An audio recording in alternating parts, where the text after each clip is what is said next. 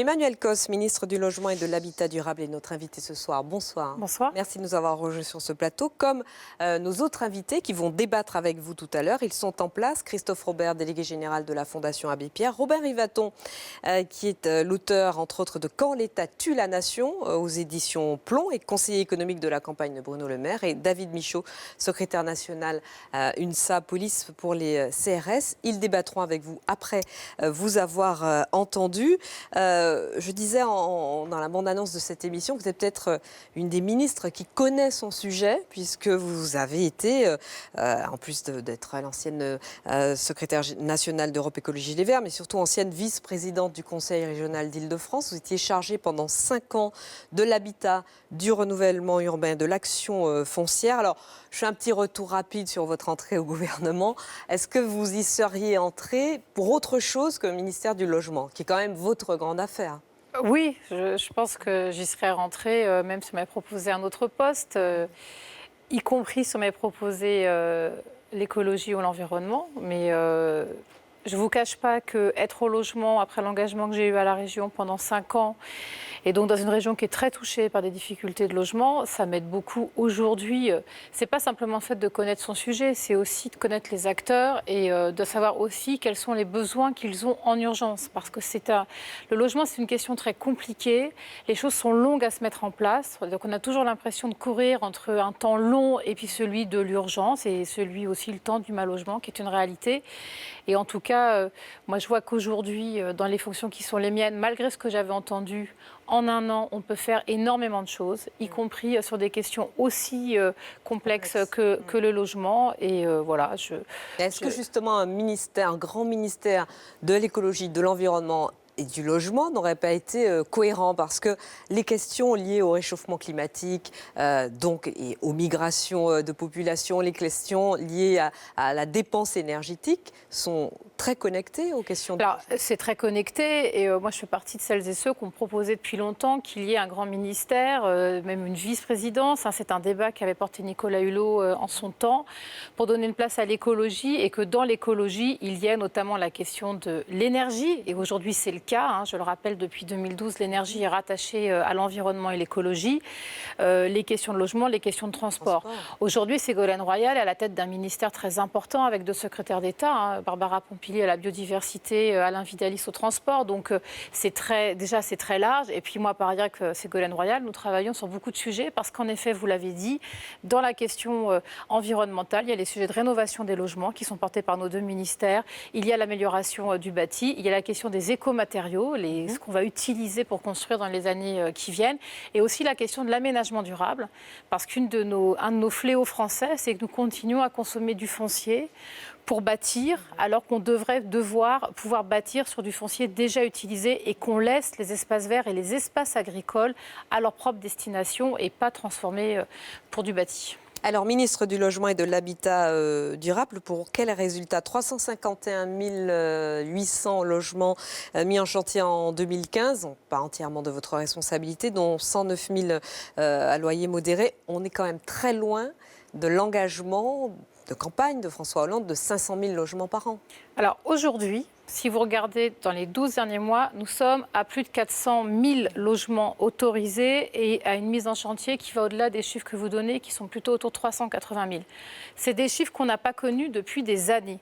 Et par ailleurs, c'est lié à une augmentation très forte du logement social. Vous l'avez dit, c'était 110 000 logements sociaux lancés en 2015, c'est 140 000 cette année.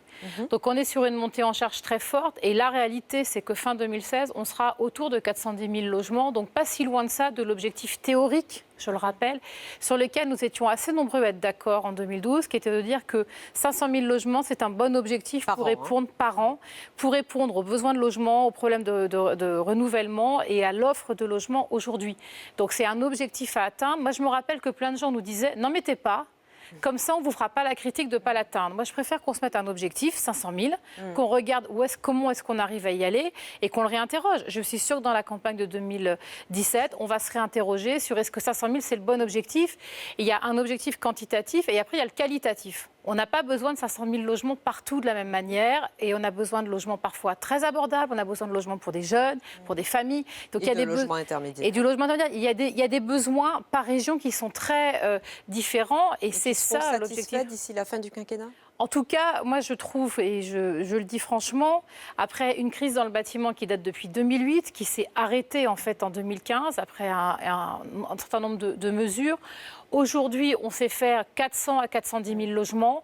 Surtout, on sait en fait tenir l'objectif des 150 000 logements sociaux, puisque cette année on sera à 140 000. Ça veut dire qu'on est capable d'en faire 10 000 de plus, et donc on peut continuer à les faire, ces 500 000, et évidemment, il faut poursuivre. Alors ça, ce sont des chiffres, je vous entends bien, vous dites que ça fera partie probablement de la campagne.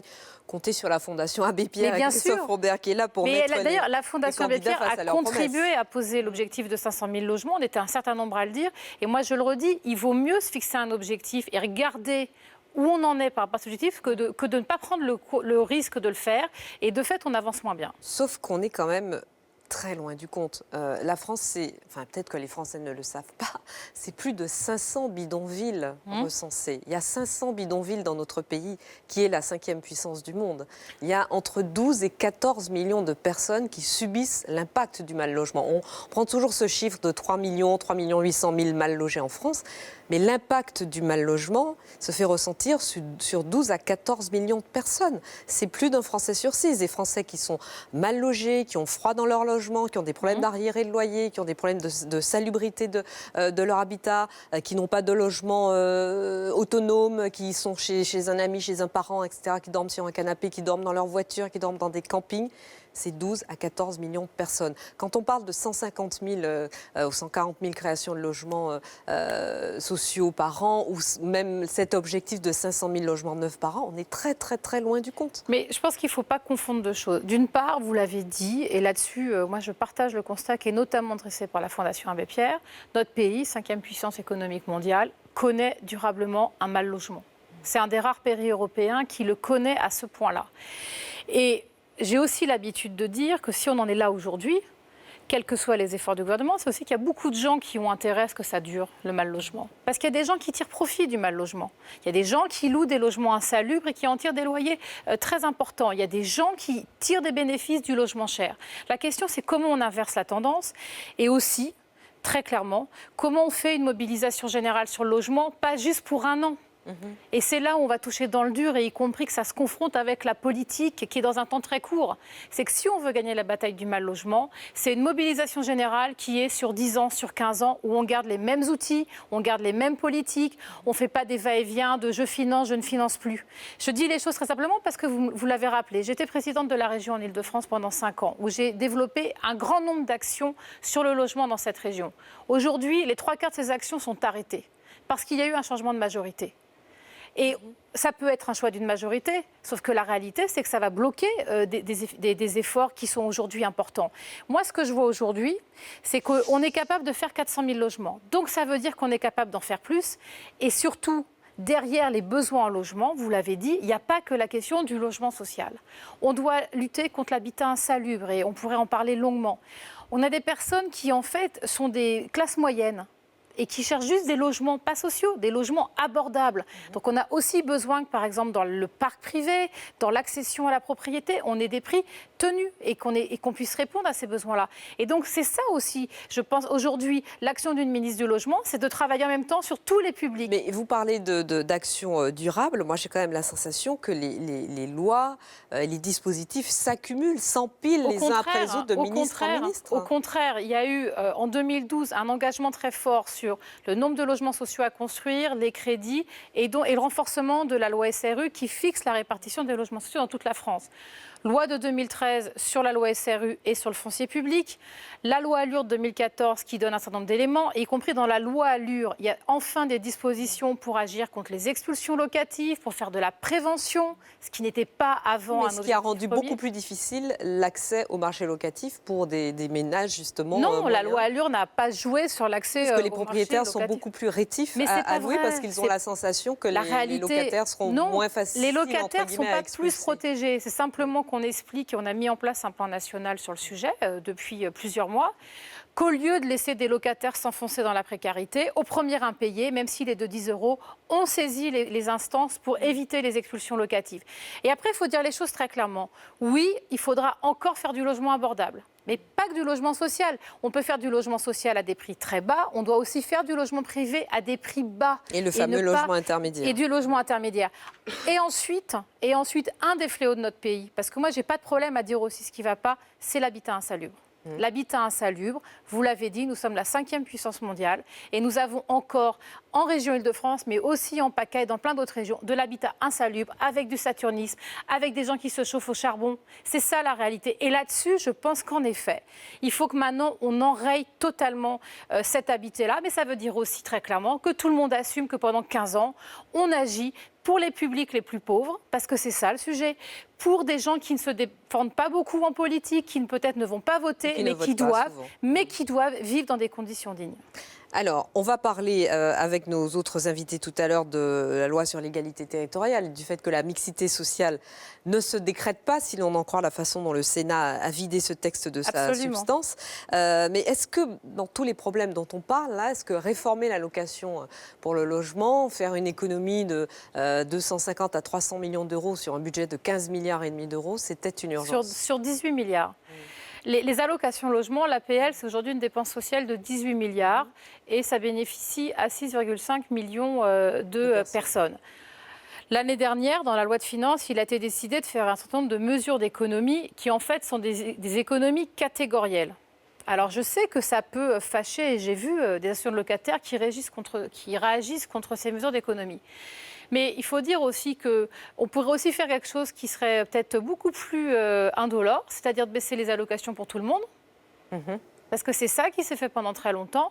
Et comme ça, on évite de fâcher quelques catégories. Vous allez faire une économie de combien sur ces 18 milliards d'euros? On parle de 300 millions d'euros. Oui, mais sauf que sur 18 milliards, aujourd'hui, c'est une dépense qui est en constante augmentation. Il faut aussi savoir enrayer la dynamique. Et franchement, c'est scandaleux qu'on dise que les étudiants dont les parents payent l'ISF arrêtent de toucher l'APL. Est-ce que c'est vraiment scandaleux? Je ne le crois pas. Sur la question du patrimoine, parce que j'ai vu beaucoup de désinformations là-dessus, nous avons mis en place une mesure d'économie qui dit que maintenant, quand on demande une APL, on regarde le patrimoine. Et on a repris les critères qui sont donnés pour le RSA et pour la prestation vieillesse. Et ça ne veut pas dire que vous n'aurez pas votre APL. On regarde au-delà, si vous avez un patrimoine au-delà de 30 000 euros. Oui, le livret A fait partie du patrimoine examiné. Aujourd'hui, l'encours moyen du livret A, c'est 4 000 euros. Bien loin des 30 000 euros qui sont envisagés dans notre argument. Et après, sincèrement, quelqu'un qui touche une APL parce qu'il a des petits revenus et donc a un loyer. Mais à côté de ça, une résidence secondaire, parce qu'il en a hérité ou quoi que ce soit, il a un patrimoine. Je pense normal qu'on remette de l'équité là-dedans. Le problème aujourd'hui, c'est les gens qui n'ont aucun patrimoine. Il faut arrêter aussi qu'on laisse entendre que ceux qui ont un patrimoine seraient en difficulté. Et je pense qu'on peut aussi remettre un peu de justice là-dedans. Ça arrive quand ce patrimoine a pris de la valeur. Oui, on le vend. Moi, je n'ai pas de patrimoine, vous savez. Thomas Piketty a écrit un livre très important sur les inégalités en France qui sont liées au patrimoine. On sait que c'est ça qu'a creusé. Et y compris, je pense que ça sera un débat de la présidentielle. Ça creuse aujourd'hui totalement les inégalités. Je ne trouve pas indécent qu'aujourd'hui, on ait une mesure d'économie là-dessus, qui est en effet une mesure faible. Et je le redis, ça ne touche pas les personnes âgées, ça ne touche pas les personnes handicapées. Et on regarde à chaque cas avec attention. Alors, il nous reste peu de temps avant de passer à la partie débat de notre émission. Je pense que Robert Rivaton va réagir sur votre propos concernant le patrimoine. Juste un mot sur l'actualité politique d'aujourd'hui et la déclaration de François Hollande sur la reconnaissance des responsabilités des gouvernements français dans le sort réservé aux harkis. C'est une déclaration qui était indispensable selon vous? Elle était, me semble-t-il, attendue depuis plusieurs années. François Hollande s'était d'ailleurs engagé dès 2011 à tenir ses propos et à refaire reconnaître la responsabilité de la France. Moi, je crois que c'est important, comme à un moment dans des faits qui, évidemment, sont absolument pas comparables. Jacques Chirac a eu des phrases très fortes sur le Veldiv. C'est, me semble-t-il, très important que la France soit capable de regarder son passé dans toute sa complexité. On a tout le débat, vous le savez, sur le passé colonial de la France. Et me semble-t-il, ces gestes-là sont importants. Puis ça permet aussi, je pense, de dire et de raconter de manière plus transparente ce qui s'est passé à l'époque de l'arrivée des harkis en France, qui n'a vraiment pas été une période heureuse, je crois, de notre État. Alors on va se déplacer, vous prenez vos notes, Emmanuel Cos, et pendant qu'on se déplace, on réécoute Manuel Valls. Janvier 2015, le Premier ministre parlait d'apartheid territorial et géographique et social. Écoutez-le. Les principes de laïcité sont trop souvent bafoués. Et nous savons bien que ce sont alors les tentations communautaristes qui gagnent du terrain. Mais il faut expliquer ce que la laïcité signifie. Oui, ces derniers jours ont souligné beaucoup des maux qui rongent notre pays ou des défis que nous avons à relever. Et à cela, il faut ajouter toutes les fractures, les tensions qui couvent depuis trop longtemps et dont on parle uniquement par intermittence. Et après, on oublie, c'est ainsi. Les émeutes de 2005, qui aujourd'hui s'en rappelle, et pourtant, stigmates sont toujours présentes. La relégation périurbaine, les ghettos, ce que j'évoquais en 2005 déjà, un apartheid territorial, social, ethnique, qui s'est imposé à notre pays. La misère sociale, auquel s'additionnent les discriminations quotidiennes, parce que l'on n'a pas le bon nom de famille, la bonne couleur de peau, ou bien parce que l'on est une femme. Il ne s'agit en aucun cas, et vous me connaissez, de chercher la moindre excuse. Mais il faut aussi regarder la réalité de notre pays. Alors, Manuel Valls parlait précisément d'apartheid territorial, social et ethnique. C'était il y a plus d'un an et demi. Qu'est-ce qui a été fait depuis ? Un projet de loi égalité et citoyenneté qui est porté, notamment par vous, Emmanuel Cos, enrichi à l'Assemblée nationale, quasiment vidé de son contenu au Sénat, notamment son contenu coercitif. Est-ce que ça veut dire, je pose la question aussi à Christophe Robert, bonsoir Christophe, que la mixité sociale, ça ne se décrète pas, ça ne vient pas d'en haut ? Oui, enfin, je crois qu'il faut regarder les choses comme elles sont. On voit d'année en année, depuis des décennies, se segmenter la ville. En fait, le mécanisme est simple. Il y a des gens qui ont le choix, parce qu'ils ont les ressources, de définir là où ils peuvent habiter, là où ils veulent habiter, la proximité de leur lieu de travail. Puis d'autres qui n'ont pas le choix. Et donc, on leur réserve en quelque sorte les logements qui correspondent à leur capacité financière, souvent en périphérie. C'est une histoire de notre urbanisation aussi. Et donc, on a une ville qui est extrêmement segmentée. Bon. C'est pas comme ça qu'on peut faire de la cohésion. Donc c'est absolument pas satisfaisant. Je pense que le diagnostic du Premier ministre est bon. La question, c'est qu'est-ce qu'on fait ? D'abord, il faut impérativement donner des moyens considérables à ces quartiers populaires qui accueillent en fait une proportion importante, parfois 50% de chômage chez les jeunes, 40% de l'ensemble de la population au chômage, des taux de pauvreté 3 fois supérieurs à la moyenne de la ville dans laquelle s'inscrivent ces quartiers, etc. Donc des moyens pour ces quartiers. Je ne suis pas sûr qu'on ait donné considérablement de moyens dans ces quartiers. Ensuite, et ça fait partie de l'objectif du projet de loi actuellement en débat, c'est effectivement donner des possibilités de logement un peu partout, c'est-à-dire dans les autres parties, pour que les gens puissent vivre, par exemple, dans la ville où ils travaillent. Beaucoup de nos concitoyens aujourd'hui doivent faire, en région Île-de-France, mais c'est pas seulement vrai, 1h30, 2 heures le soir parce qu'ils vont nettoyer, ils vont laver les bureaux et puis ils vont devoir repartir vers leur logement qui correspond à leur capacité financière. Donc, il faut absolument diversifier les formes d'habitat, accession sociale à la propriété, logement social, logement privé à vocation sociale, partout dans la ville. Et tout le monde y gagnera. On sera dans une ville en cohésion. Il s'agissait notamment avec ce projet de loi, enfin, qui est encore à l'état de projet, donc il va encore être rediscuté à l'Assemblée nationale, par exemple, par des moyens assez coercitifs, obliger les municipalités à réserver un quart des logements sociaux aux plus démunis, aux ménages les plus modestes, et puis évidemment faire plus pour la rénovation urbaine. Les sénateurs disent non. Oui, alors les sénateurs disent non. Effectivement, ont vidé ce projet de loi de sa substance, de son corps. Je pense qu'il reviendra en commission mixte paritaire à l'Assemblée nationale. En totalité, oui. On verra bien, mais a priori, c'est ce qui va se passer. Simplement, par rapport à l'ambition dont vous parliez tout à l'heure avec Madame la Ministre, La question de l'ambition. Sur ce projet de loi, il y a des choses intéressantes, vous venez de le dire. Réserver une partie des logements sociaux aux plus modestes, hors quartier prioritaire de la politique de la ville. Permettre des modulations de niveau de loyer, parce que parfois les logements sociaux sont même trop chers dans certains secteurs géographiques attractifs. Bon, c'est plutôt positif dans l'esprit. Mais par contre, on fonctionne avec ce qu'on a, les outils qu'on a, c'est-à-dire la possibilité d'attribuer à tel ou à tel, mais on ne met pas des moyens supplémentaires. On ne se donne pas une puissance de frappe pour dire « bon, ça suffit ». Ça fait 30 ans, ça fait 40 ans que la ville se spécialise, se segmente, se ségrège. Eh bien, on va mettre le paquet parce que c'est pas bon pour la cohésion. Voilà, donc on sent bien que le gouvernement a voulu répondre aux propos du Premier ministre de janvier en bricolant avec ce qu'on a entre les mains. Donc c'est pas mauvais, c'est pas un problème. Mais c'est pas simplement, suffisant. c'est pas du tout à l'ampleur du problème. Mais la difficulté, c'est pas que c'est du bricolage, c'est-à-dire que ça s'appuie sur des politiques actuelles et des outils, parce que l'idée, c'est que le 1er janvier, ça soit dans les mains des territoires. Moi, je vais vous dire, le plus troublant dans ce débat-là, c'est que je l'ai vu à l'Assemblée et je l'ai vu au Sénat, mais je vais le voir la semaine prochaine, enfin dans 15 jours au Sénat quand ça reprend, c'est qu'en fait la mixité sociale, elle n'est pas voulue par une grande partie de nos élites politiques, très clairement. Moi, il m'a été reproché que l'on puisse faire vivre des pauvres dans des quartiers où il n'y a pas de pauvres. C'est pas un débat que j'ai eu dans la rue, c'est des propos que j'ai entendus dans les instances du Parlement. Et aujourd'hui, l'avantage de ce texte de loi, c'est qu'il m'a permis, avec les chiffres, les données sociales que nous avons aussi, de renseigner le phénomène de ségrégation et donc de montrer que ce n'est plus possible. Mais c'est vrai que derrière, si je n'ai pas les maires qui vont soutenir cette politique, on n'y arrivera pas tout seul parce que l'État n'a pas non plus la main totalement sur les territoires. Alors, Robert Rivaton, je vois que vous voulez réagir. Je vais juste vous citer, parce que en préparant cette partie du débat, j'ai pensé à ce passage de votre livre quand vous dites que... Alors, déjà, vous estimez que la France meurt, entre guillemets, de ses corporatismes. Donc, est-ce que c'en est un, ce corporatisme contre la mixité sociale?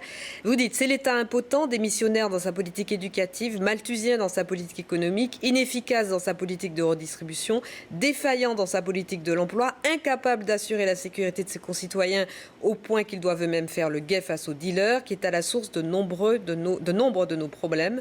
Notre État en faillite ne parvient simplement plus à éduquer l'enfant, protéger le citoyen, juger le suspect, enfermer le criminel. Il n'arrive pas à loger non plus, manifestement. Oui, alors j'entends qu'il faut faire toujours plus, mais on est déjà dans le toujours plus. C'est toujours plus de lois, toujours plus de coercition, toujours plus. Il y a eu un encadrement des loyers, il y a eu plein de lois qui sont là pour empêcher, pour contraindre le maire, le propriétaire, la personne de choisir. C'est toujours plus de moyens. 41 milliards d'euros de dépenses publiques dans le logement en France, record d'Europe. Aucun pays ne fait autant. L'Allemagne fait beaucoup moins. Ça marche mieux jusqu'à preuve du contraire. L'Allemagne n'a pas les mêmes problèmes de... L'Angleterre fait beaucoup mieux. L'Angleterre a la même structure géographique que la France, avec une ville macrocéphale qui absorbe les emplois. Quand vous dites que les villes sont inégalitaires, ce n'est pas propre à la France, c'est propre à l'échelle du monde. Il suffit d'aller se balader dans les autres villes dans le monde. Il y a cette répartition, qui est cette segmentation et cette fragmentation qui est extrêmement forte à l'échelle territoriale, à l'échelle géographique. C'est pas pour dire qu'il ne faut pas lutter contre ça.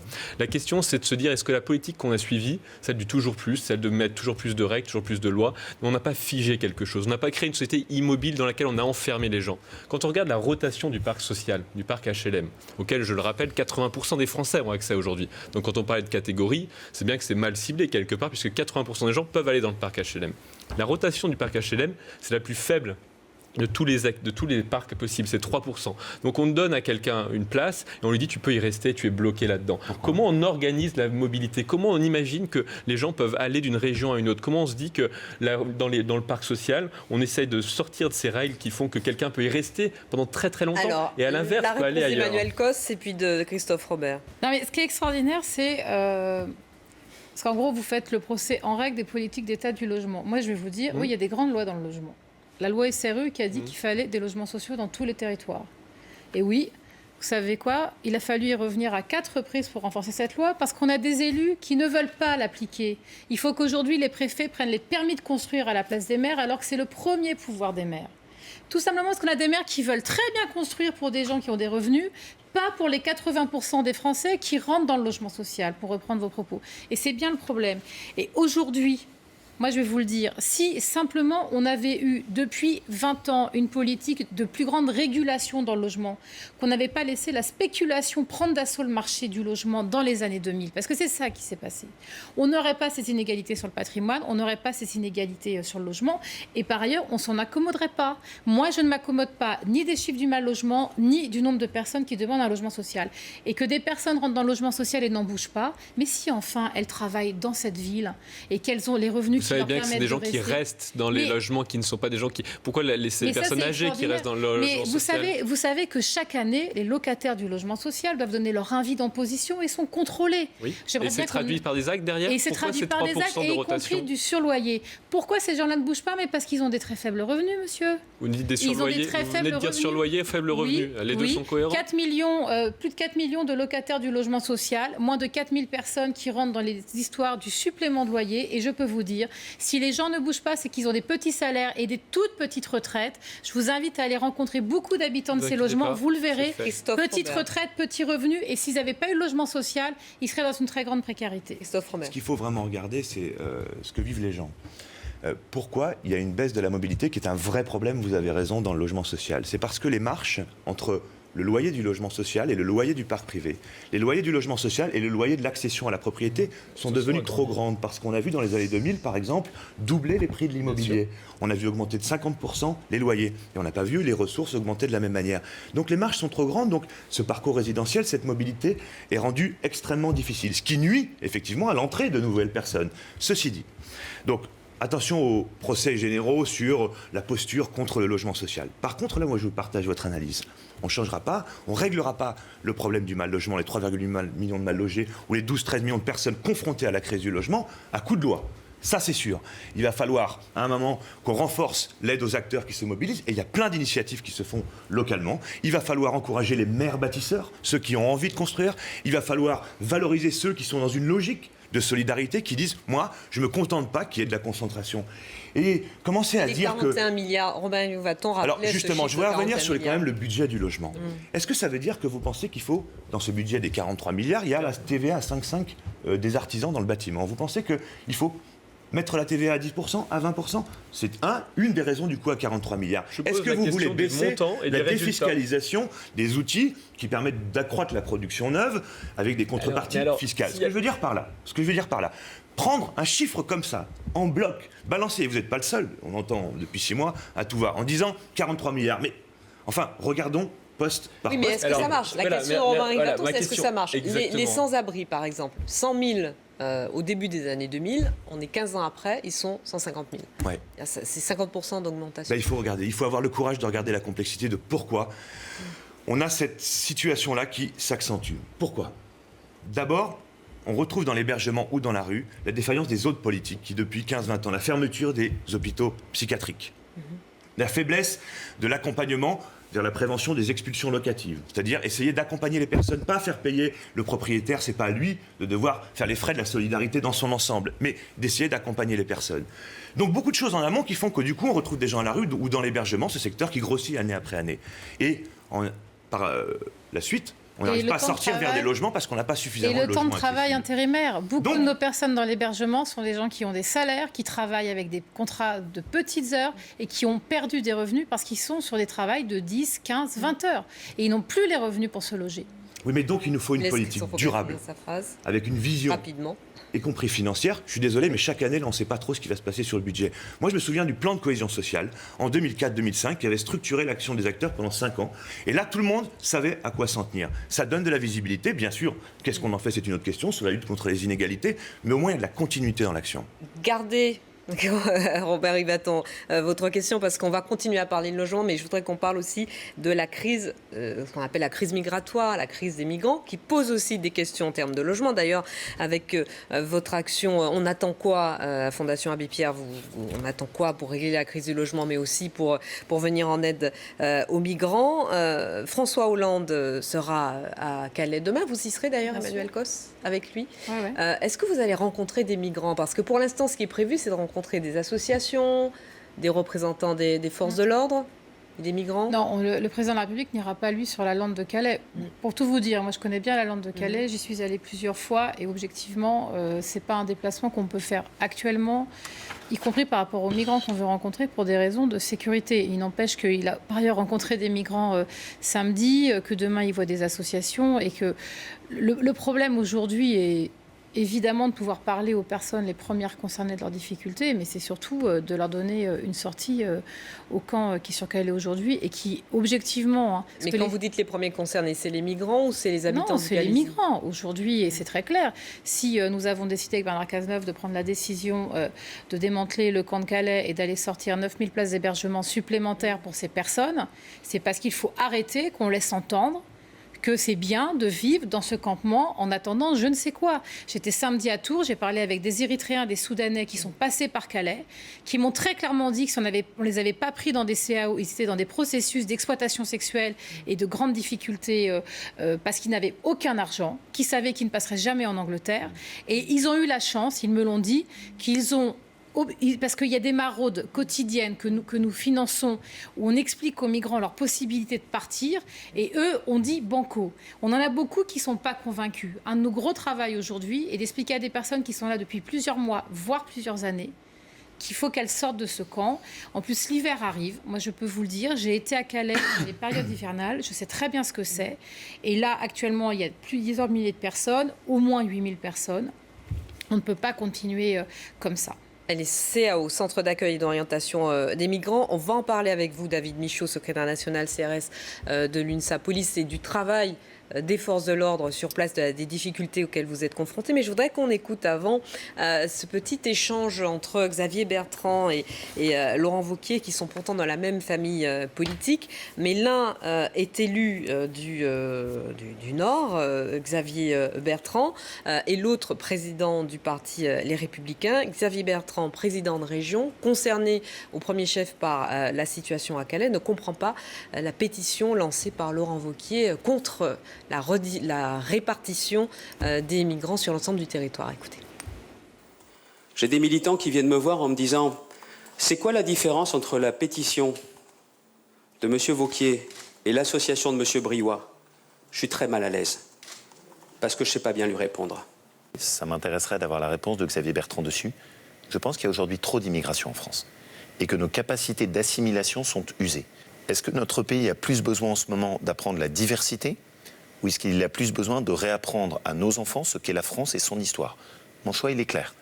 Je préfère aujourd'hui qu'on leur apprenne ce qu'est la France parce que je considère que la diversité nous grignote déjà beaucoup trop. Alors, on va parler de l'aspect politicienne avec Emmanuel Cos, mais je voulais avoir votre point de vue très concret, David Michaud, parce qu'on parle de plan, on parle de démantèlement de Calais, de répartition des migrants sur le territoire. Vous, CRS, force de l'ordre, vous êtes confrontés au quotidien à la détresse de ces personnes et à leur détermination à passer en Angleterre. Oui, tout à fait. En fait, on a nos collègues qui sont confrontés à toutes ces personnes qui ont comme objectif uniquement de partir en Angleterre. Leur objectif est de faire en sorte que les camions se ralentissent au maximum et qu'ils puissent intégrer les camions, partir au niveau du port, passer le scanner et rentrer au niveau des ferries pour pouvoir rejoindre l'Angleterre. On a un système qui est mis en place à leur niveau par des associations type No Borders et autres. Et on est confronté en permanence à des violences. Vous êtes confronté à des violences, vous êtes accusé de violences. Il y a eu des vidéos qui ont été publiées qui montrent effectivement des méthodes assez expéditives, pour le moins, de la part des forces de l'ordre. Bon, quand on est un CRS, on est aussi un être humain. Qu'est-ce qu'on ressent? Comment on réagit face à la pression et à tous les paramètres de la situation? Mais mes collègues CRS ont aussi un cœur, il n'y a pas de souci, puisque à chaque fois qu'on rencontre des personnes qui ont envie de partir en Angleterre, on peut comprendre quand même que du jour au lendemain, on quitte son pays et qu'on se retrouve dans une situation comme ils sont à Calais. C'est quand même une catastrophe ce qui se passe actuellement sur Calais. Et ce qui est dommage, c'est de voir qu'il y a une minorité qui fait en sorte que tout parte en incident. Et voilà, on a nos collègues qui le subissent. Est-ce qu'il faut démanteler la jungle, the jungle, comme l'appellent les... Alors de notre côté, nous, on demande que ça. On demande que Calais s'arrête purement et simplement. Pourquoi ? Parce que Calais est devenu une poudrière. Voilà, il faut vraiment que ça s'arrête. Enfin, démanteler Calais, je reviens vers vous, Emmanuel Cos, démanteler le camp de migrants de Calais, c'est un peu comme démanteler Sangatte il y a une quinzaine d'années. D'autres camps sauvages, entre guillemets, se sont installés. L'objectif de passer en Angleterre reste le même. Alors, vous allez ériger un nouveau mur en plus de celui qui est en cours d'érection. Il faut qu'on arrête de dire, d'avoir des phrases très limpides sur ce qui se passe à Calais.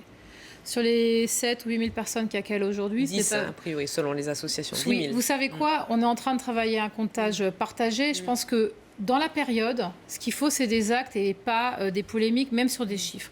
Moi, j'en ai assez qu'on explique que tous les migrants de Calais veulent aller en Angleterre. C'est pas vrai. Il y en a. Et on le voit dans des pratiques extrêmement violentes parce qu'ils savent qu'ils ne passeront plus.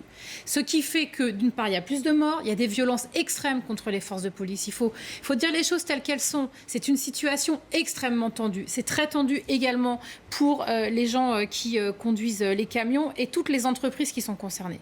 Mais arrêtons de raconter que tout le monde veut aller en Angleterre. J'ai encore rencontré samedi des gens qui étaient à Calais il y a 3 mois, qui avaient passé plusieurs semaines, qui n'avaient aucune envie d'aller en Angleterre. Vous savez pourquoi ils étaient là ? Parce que les réseaux de passeurs les ont déposés là. Après, alors ils ont envie de rester en France ? Ils veulent rester en France. Ils ont quitté leur pays. Vraiment, la misère, la faim et souvent la mort. J'ai discuté avec un Afghan dont une partie de sa famille a été exterminée. Il n'est pas parti de bon cœur. Et là-dessus, il faut être très clair. Ces gens qui prennent les routes de l'exil le font par un sentiment de survie. Mais Sangatte. On peut parler très bien de Sangatte. Moi, je me rappelle très bien parce que j'étais très engagée à l'époque dans des associations. Sangatte a été démantelé du jour au lendemain. On a laissé 1000 personnes dans la nature. Il s'est passé quoi ? C'est qu'à Cherbourg, à Caen, à Paris, en urgence, des associations avec les villes ont construit des centres d'hébergement. Mais là, vous allez réquisitionner, vous allez imposer.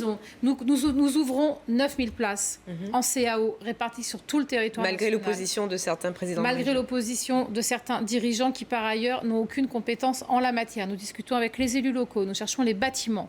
Et après, Calais continuera à être à 25 km de l'Angleterre. Je ne suis pas naïve. Je sais que des gens continueront à avoir ces projets-là. Sauf que, est-ce qu'au nom du fait que des personnes voudront toujours passer en Angleterre, on doit laisser des gens dans cette jungle ? On doit laisser des forces de l'ordre exposées à des violences extrêmement difficiles ? Je ne le crois pas. Il est temps qu'on ait une politique d'accueil qui soit digne et qui permette justement de répondre différemment à cette problématique. Je parlais de la pétition de Laurent Wauquiez. Je voudrais qu'on entende la réaction de Nicolas Sarkozy qui était à Calais en début de semaine et qui, après avoir comparé les migrants à une fuite d'eau, les compare à des gravats. Écoutez. Eh oui. Si chez vous, il y a un problème dans une pièce, vous dites, c'est pas grave, les dégâts dans la pièce, je les mets dans la pièce d'à côté. Très bien. Mais j'ai réglé les raisons du dégât dans la première pièce ? Non. J'ai dégradé la seconde. On peut continuer comme ça. J'ai oublié de dire quand même, excusez-moi, que les gens qui sont à Calais, mais plus de 80% d'entre eux relèvent du droit d'asile. C'est pour ça qu'on les accueille. Alors, Robert Rivaton, on a entendu Nicolas Sarkozy, candidat à la primaire de la droite. Vous soutenez Bruno Le Maire, également candidat. Quel est votre point de vue sur cette question du camp des migrants à Calais ? On passe au-delà de ces propos qui sont évidemment outranciers et qui n'ont aucune utilité. Je pense qu'ils ne méritent même pas d'être diffusés. Sur le principe de ce qui est le cœur de cette politique, là où il y a deux problèmes, c'est qu'on doit accueillir évidemment des gens. On a un droit d'asile qui fonctionne et qui doit fonctionner. Il y a eu 80 000 demandes l'année dernière. La question, c'est pourquoi ça bloque ? Pourquoi ça bloque ? Parce que derrière, les demandes ne sont pas traitées quand elles sont rejetées. La Cour des comptes a remis un rapport à l'automne dernier dans lequel elle a été très très dure, mais c'est un rapport qui montre qu'une demande sur les 25 demandes de rejet, une seule est traitée, une personne est renvoyée. Donc le système ne marche pas quand il dysfonctionne comme ça. Et le deuxième point que j'aimerais souligner, et je vous parle à vous un peu, Madame la Ministre, c'est que vous organisez la pénurie, vous êtes pour une société immobile, vous êtes contre la croissance et puis vous nous demandez ensuite de partager. On peut pas. Oui, vous voulez que les gens travaillent moins, vous voulez qu'il y ait moins de croissance, vous voulez qu'il y ait plus de pénurie et puis ensuite on nous demande de vouloir partager. Et c'est là où il y a un problème dans l'imaginaire. Il y a un problème. Il y a l'impression. Il y a une impression qu'il y a une organisation du malthusianisme dans ce pays. Il y a une organisation qu'on refuse de la croissance, qu'on refuse de laisser prospérer ce pays. Et puis si, parce qu'à la fin, l'accueil est forcément plus difficile. Les gens ont l'impression que tout ce qu'on donne à quelqu'un, ils le perdent de leur côté. Et donc ce sentiment-là est très très dur et c'est quelque chose qui est très mal vécu en France aujourd'hui. Vous croyez que 66 millions de personnes ont du mal à accueillir 30 000 personnes ? C'est pas une question de ratio, c'est une question de sentiment. Moi je vois tous les jours, ça se passe très bien. Sauf oui, choqué par les propos de tout à l'heure. Enfin, je veux dire, on parle de personnes qui fuient la guerre, on parle d'enfants, on parle de femmes. Il y a un moment, il faut un peu de décence dans ce pays. Franchement, ça suffit, vraiment. parlons sérieusement. On a 70 000, 80 000 demandeurs d'asile. Il y a une petite augmentation. On va être à 90 000. C'est pas beaucoup. On a un taux d'acceptation qui était plutôt faible. Il est en train de remonter au niveau de la moyenne nationale. Donc effectivement, ça pose une question, le taux d'acceptation. Et puis on s'est engagé sur 30 000 dans le système de relocalisation. 30 000 en 2 ans. Il y en a 1800 qui sont arrivés. Et il y a 1 million de personnes qui sont arrivées en Allemagne. D'accord ? Donc, et à un moment... Vraiment, raison gardée et regardons les chiffres, discutons. Évidemment, on a la capacité d'accueillir. Le problème qui est posé, indépendamment de Calais en tant que tel, c'est d'avoir un dispositif national en capacité, du point de vue organisationnel, d'un point de vue répartition territoriale, moyens financiers, de l'accompagnement des migrants pour faire valoir leurs droits, l'accompagnement des demandeurs d'asile pour pas qu'ils restent trop longtemps dans une zone d'incertitude, pour qu'ils puissent vite travailler, vite trouver leur propre logement comme ils le souhaitent. On n'a pas mis en place une structuration digne de ce nom. Et du coup, c'est vrai que là, on essaye de rattraper en faisant 160 CAO, sans doute c'est bien, même si certains sont quand même pas terribles, en faisant le campement à Paris, en disant, on essaye de rattraper ce retard. Mais on est en retard, il nous faut organiser. Mais vraiment, je pense qu'on a besoin de tout le monde, il faut qu'on se calme sur cette histoire-là. Par contre, un dernier point, si vous permettez. Effectivement, il faut faire attention à ce que ça ne soit pas perçu par nos concitoyens comme toujours les mêmes qui ont quelque chose. Je dis bien perçu, c'est pas ce qui se passe. Mais il y a ce risque-là. Quand il y a des personnes qui sont dans des bidonvilles, vous l'avez dit tout à l'heure, 20 000 personnes qui attendent depuis des années, et puis si tout d'un coup les solutions sont offertes, il faut simultanément répondre aux deux. Quand l'État se mobilise, comme il le fait aujourd'hui, pour trouver des locaux, je sais, mais il faut encore le faire plus. Oui. Quand on prend des locaux de l'État, il faut que ça serve à tout le monde. On ne dit pas non, alors vous c'est pour ça, vous c'est pas pour ça. Autrement, il y a vraiment un sentiment dur. Soyons très prudents là-dessus. C'est important de le dire parce que le Front National n'a de cesse de m'attaquer là-dessus. Et Christophe Robert le sait très bien. Les places d'hébergement qui ont augmenté de 43% depuis 2012. Aujourd'hui, on a 113 000 ou 115 000 places d'hébergement tous les soirs. Ça ne veut pas dire qu'il n'y a pas encore des gens à la rue. Mais ça a complètement changé. Et on continue. Et le budget de l'hébergement, qui est cette année d'1,5 milliard, l'année prochaine d'1,7 milliard, continue à être en augmentation. Et je tiens à le dire, les CAO, c'est fait en plus de l'augmentation qu'on a sur les autres publics. Très clairement, ça ne veut pas dire qu'on a tout fait, mais on ne fait pas ça au détriment d'autres publics. Parce que sinon, ça serait évidemment trop facile. Et aujourd'hui, on est en capacité d'aider, y compris 100 000 personnes s'il faut demain. On est en capacité de les aider à s'insérer. Alors, il nous reste vraiment une toute petite minute. Je ne voudrais pas qu'on se quitte avant d'avoir fait réagir David Michaud à un propos que vous tenez, Robert Rivaton, sur la violence qui, dites-vous, n'est plus seulement le moyen d'un groupe spécifique, mais devient l'axe structurant de coalitions aussi hétérogènes que les bonnets rouges. Je vous parlais de la violence dans notre société avec, par exemple, 3 images.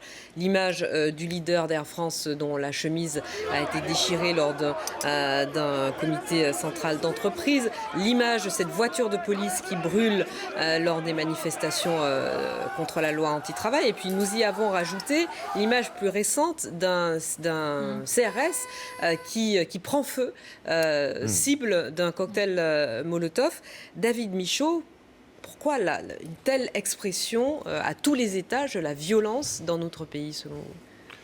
Tout simplement, mes collègues sur le terrain sont devenus une cible. Et voilà, il n'y a plus de limite, on ne sait plus s'arrêter et un policier ne représente plus rien. Nous, on ne peut plus là. Actuellement, on est exposé en permanence, on a subi tout ce qu'on a pu subir depuis les attentats de Charlie et voilà, on est usé, réellement usé. Le travail sur le terrain devient très très difficile à gérer. On va revenir un petit peu sur Calais, je vais vous donner un petit exemple. Comment on peut faire travailler des collègues autoroutiers, CRS, sur la mission Calais, sur un principe de maintien d'ordre, parce qu'ils arrivent sur le terrain, ils sont obligés d'intervenir face aux migrants qui font qu'une chose, c'est mettre des barricades sur la route.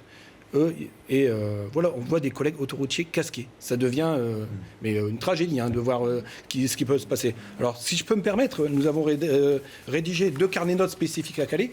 Un concernant donc les autoroutiers et leur travail, si je peux me permettre de la remettre et un spécifique Calais donc qu'on a fait avec tout ce qui se passe actuellement sur Calais. On a fait des propositions, on les a remis aux différentes personnalités qui sont sur Calais. Mais je vous dis réellement, oui, tout à fait. Écoutez, on suivra ça. Merci beaucoup. On suivra si Emmanuel Cos et Bernard Cazeneuve en tiennent compte.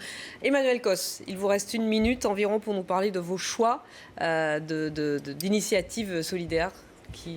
Alors, j'ai pensé à 3 choix, et je le dis très rapidement. Il y a d'une part ce que fait l'association Singa, qui s'occupe de l'accueil de réfugiés chez les particuliers, mais aussi de leur insertion professionnelle, et qui fait ça à travers des outils numériques. Ça fonctionne très bien, et je vous invite à aller voir leur site internet.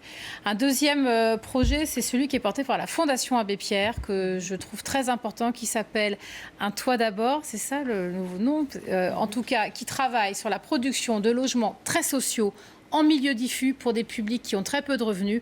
Un programme très important qui permet de faire 600 logements très sociaux par an. Et objectivement, sur les financements de la Fondation Abbé Pierre, on ne peut pas les sortir. Un toit pour 1000 familles. Un toit pour 1000 familles, voilà, aujourd'hui. Et Clichy-sous-Bois. Et la dernière chose, c'est Clichy-sous-Bois. Les copropriétés dégradées du Chêne Pointu, plus de 11 000 logements concernés. C'est un projet que je soutiens à bout de bras depuis 5 ans, quand j'ai rencontré Claude Dillin, le maire de l'époque, et aujourd'hui Olivier Klein, son successeur. Et aujourd'hui, on est en train de reprendre la main sur ces copropriétés. C'était un pari fou. On est en train de commencer à le faire. Il y en a pour 10 ans. Donc, dans 10 ans, moi, je veux bien rendre des comptes, ou en tout cas, les gens qui seront à mes positions, ce ne sera plus moi. Mais il me semble très important de montrer que c'est possible de sortir de la très grande précarité, et notamment des copropriétés dégradées.